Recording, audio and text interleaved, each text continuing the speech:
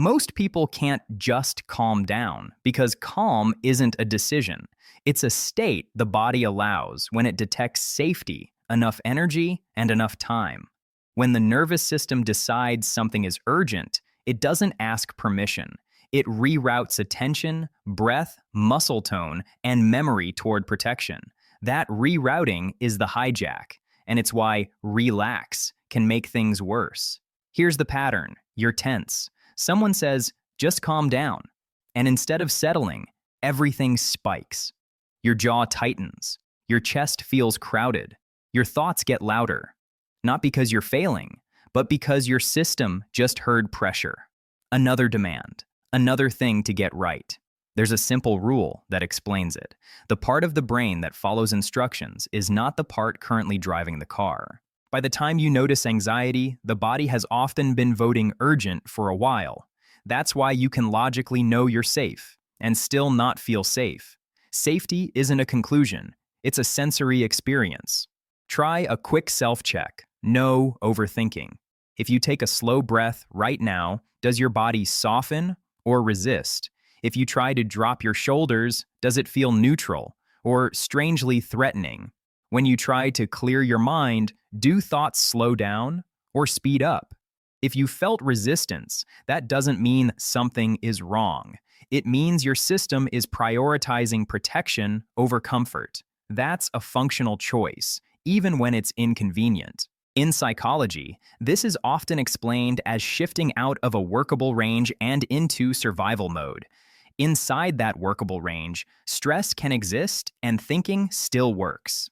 Outside it, you tip into high activation, agitation, racing thoughts, hyperfocus, or low activation, shutdown, fog, numbness, and strategies that work inside the range can backfire outside it. That's why forcing calm can fail, because the goal isn't to demand calm.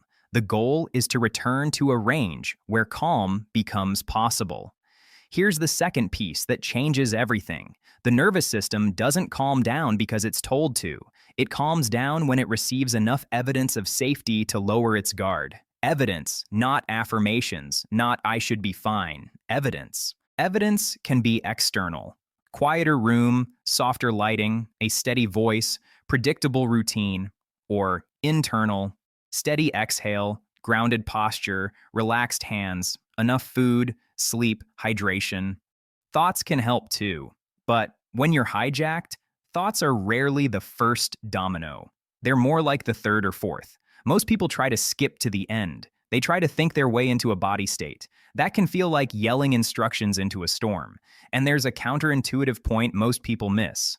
Sometimes the body isn't trying to calm down. It's trying to complete a stress cycle. Stress is energy. If your system mobilizes, heart rate up, muscles ready, attention narrowed, and then you freeze and demand relaxation, the body can interpret that as being trapped. In the wild, trapped is dangerous, so activation increases. That's why some people feel calmer after a brisk walk, light movement, shaking out arms and legs, even purposeful cleaning. It isn't avoidance, it's discharge. It gives mobilized energy a safe exit. So what actually works when calm down doesn't? Use a sequence that speaks the nervous system's language first, and your thoughts second. Step 1 is a fast safety cue for the body, something it can't debate.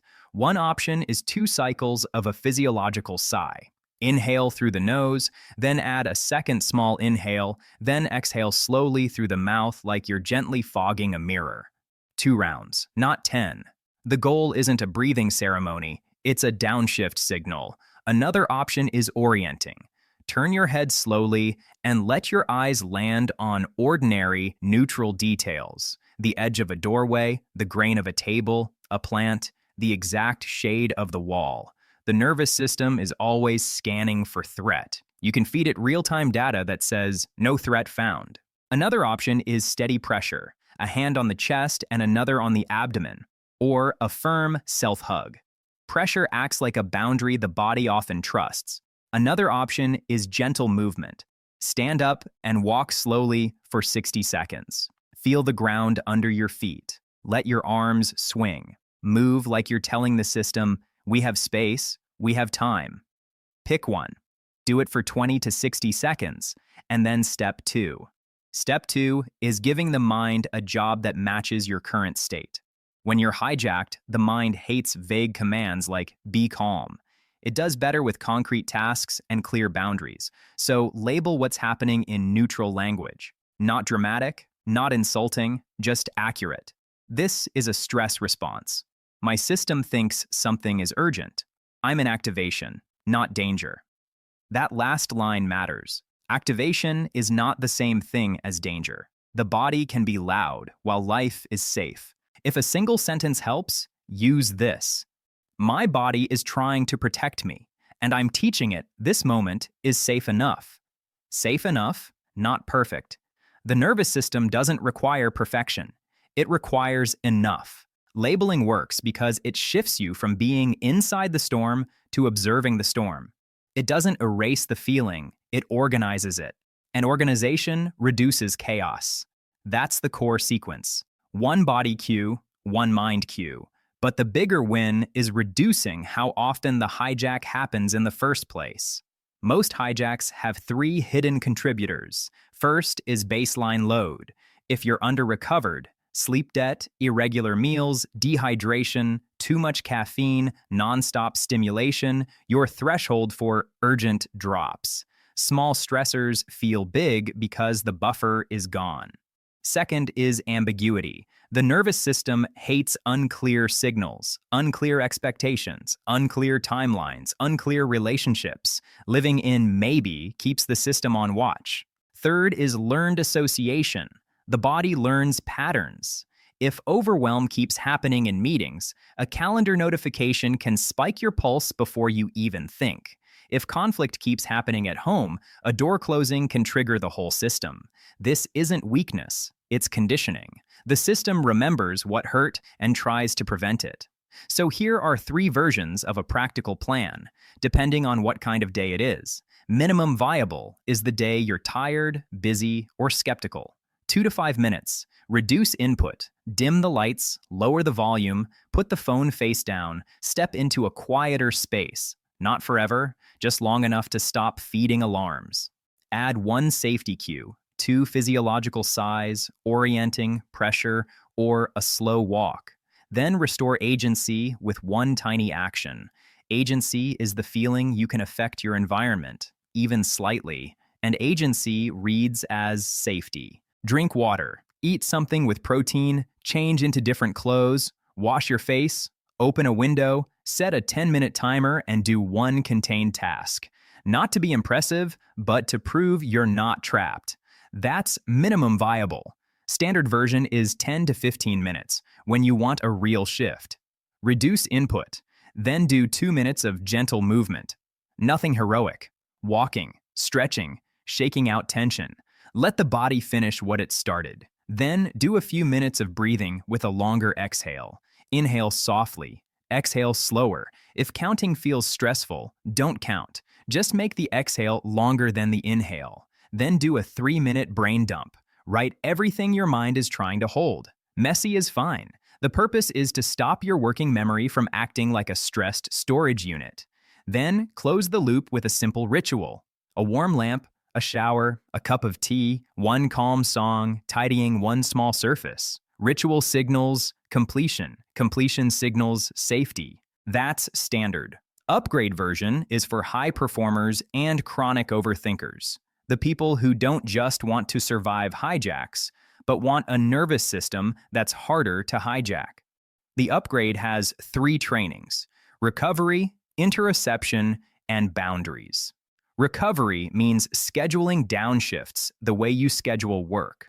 Not because you're fragile, because your system runs on cycles. If you only mobilize, your baseline becomes mobilized. Then tension starts to feel like normal. A simple upgrade practice is 2 micro recoveries a day. 2, 1 minute each. Look out a window and let your eyes go far. 3 slow exhales. Lie on the floor with calves on a chair for 60 seconds. Walk without your phone for 1 minute. The goal is to teach your system that downshifting is normal, not rare. Interoception means noticing early signals before the hijack. People often think it comes out of nowhere. It usually doesn't. The signals were there. They just weren't tracked. Once a day, do a 30-second check-in and ask one question. Where is tension starting? Jaw, neck, chest, belly, hands, breath. Then do one micro release. Unclench the jaw, drop the shoulders, soften the hands. One notch, that's training. Boundaries are the part that feels like lifestyle, not technique, but it's the part that changes the baseline. If your environment repeatedly violates your capacity, your nervous system adapts by staying activated. Boundaries aren't about controlling people. They're about controlling exposure. This can be small, not checking messages in bed, not stacking 3 intense conversations back to back, taking 5 minutes alone after social time, saying, I can answer that tomorrow, protecting 1 hour a week that belongs to you. Here's a pattern most people don't notice. They try to calm down while keeping every stressor in place. Same schedule, same screens, same sleep, same constant availability. And then blame themselves for not being calm. Your mind isn't malfunctioning. Your system is responding to conditions. And here's another surprising twist. Sometimes the fastest path to calm is to stop aiming for calm. When you chase calm aggressively, you add urgency. The nervous system hears urgency and thinks, great, we're still in danger. The chase confirms the threat. So replace calm down with a different instruction.